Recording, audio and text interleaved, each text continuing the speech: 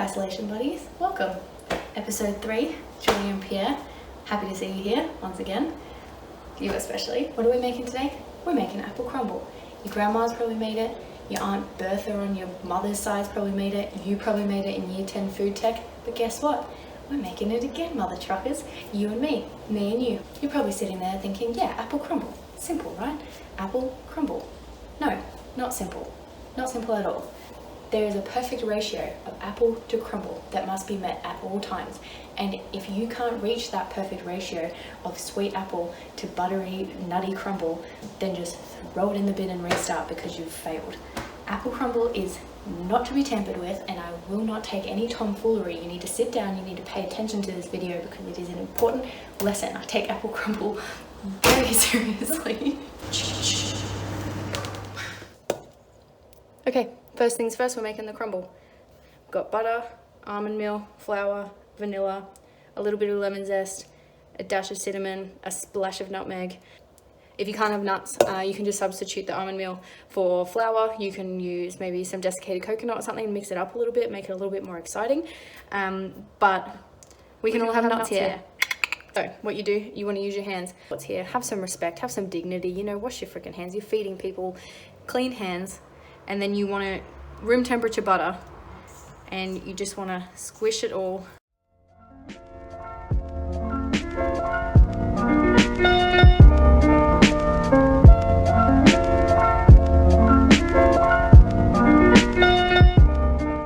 Not over mixed, you want it to be a crumble, okay? So don't make it into a dough. Touch it lightly, treat it like a lady, but every single piece of butter to touch every single piece of flour. Right, then when they're married and best friends and living their best life and on their honeymoon, all right, you want it to look like this, a nice crumble. Keep it a little bit chunky. You don't want it super fine. Like, you want that little bit of chunkiness. You know, that's what we're talking about. Perfect ratio here, people, okay? Keep it nice and chunky. Then we're going to pop this bad boy in the fridge. You want that butter to set up, and you want it to stay stable in its little chunks, okay? So we're not going to want melty, gross, sticky, disgusting sludge of crumble. No, we want crumble. So we're going to put it in the fridge, let it set up, let it be a good boy, and then we're going to do our apples while we wait. Apple crumble is one of these very political foods like lasagna, bolognese, or soup that whoever you grew up under, your mum, your dad, your grandma, your grandpa, whoever made this said apple crumble, however they made it, with raisins, clove, whatever kind of tin diced apple they used, is the pinnacle of apple crumble. And you know, I'm sure that you're right, but I'm here to tell you that you're 100% absolutely wrong, because my grandmother's apple crumble is the best apple crumble, and I will fight you over it to the death if I have to. Wash your apples. You have no excuse, and I will be utterly disgusted if I find out that you haven't washed your apples, okay? Then we're going to peel and dice these apples. Obviously don't use the core. I mean, if you don't know not to use the core of an apple, then I don't think this is the channel for you. I'm freaking out because this recipe, we're using fresh apple and we need to cook it in a pan. And I don't know how on earth I'm meant to make apple crumble without tin diced apple. Like, am I making apple crumble if you don't hear that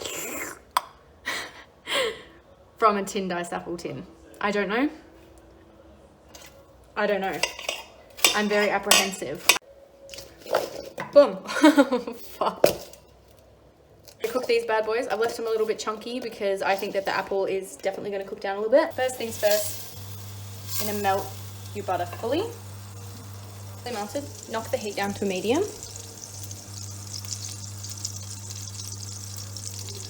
Add your apples.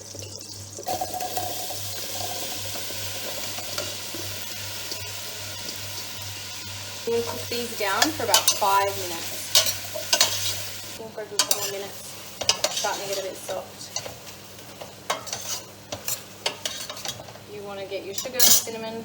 I put nutmeg, ginger, mixed spice, everything. I like my apples quite spiced, so I added a little bit more. Just want to sprinkle that over your apple. I also put some salt in there. One of the best lessons I ever learned about pastry is how important salt is in it. So don't be shy Don't think that salt is not going to add anything. It actually adds so much to a sweet dish. And I'm also just going to put a bit of lemon juice because I think acidity is really going to help this out as well. And then you just want to stew that down. Let the sugars kind of caramelize in there, get all nice and gorgeous and golden and soft.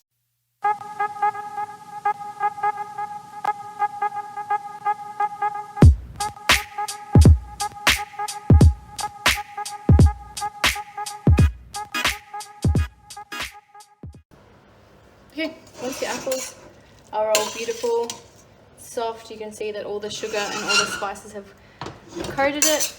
Oh.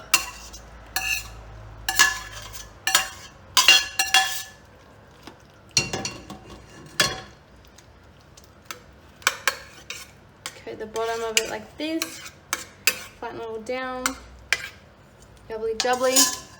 You crumb, top, start with the edges.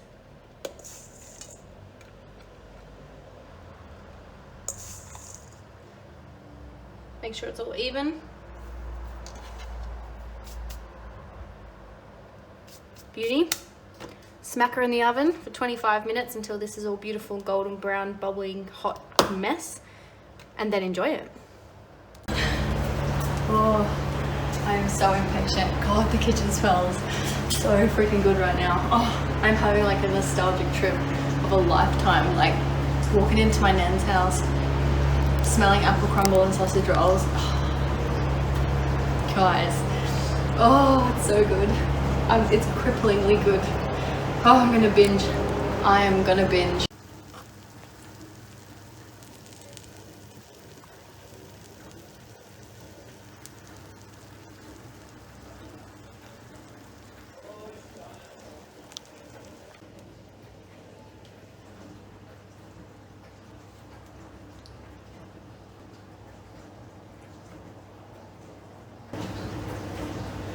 So it says serve warm with light cream. Firstly, light cream. If you go to the effort of making this and you eat it with light cream, don't ever talk to me again. We only have heavy cream in this house. Please. Ice cream, yes. That canned whipped cream, yes. Double cream, double yes. Light cream, no. First rule of Apple Crumble Club. Never use light cream. I'm just gonna dig in. Oh, it smells so good. You said a pitcher of cream, but I have this teapot. So I'm just gonna pour cream on it. Oh, I made a mess. Okay, oh shit. Oh, hot. Oh, pop.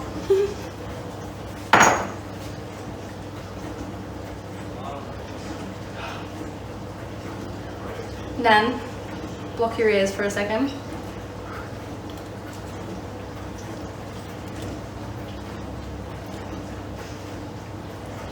This is so good.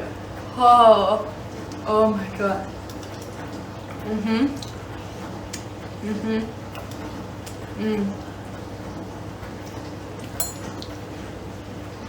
I'm honestly lost for words. This is a massive thumbs up. I feel like I just had a Raven Simone moment of like being teleported back in time. It is so good. Look, I don't want to get disowned by my family, so I tread lightly when I say this. But if I was a grandma right now, this would be the family pinnacle. Nan, I love you. I do. I really do.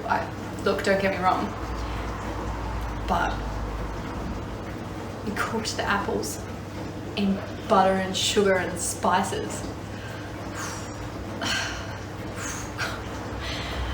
I might get a little bit emotional. A million out of 10. A million out of 10. Once again, another wonderful week of being with you. Thank you for coming along for this absolute journey that I've been on. I feel like my whole life has changed and I wonder what I ever did before this moment. But thank you for being here for episode 3. I can't wait to see you for episode 4. Make sure that you subscribe to my channel and hit the bell for notifications. And if you want to come along for the ride, head to my Instagram. It's A Sweet Pastry Chef Life. I will put it somewhere, and you can come and be a part of the fun. Every week I put up 2 options of which I need your help in deciding, and then I make it, I film it, I eat it, I enjoy it. Maybe sometimes I won't enjoy it, I don't know. This week, definitely. Thank you everybody for picking this one. I will see you next week for episode 4, whatever that may be. Miss you already. Bye.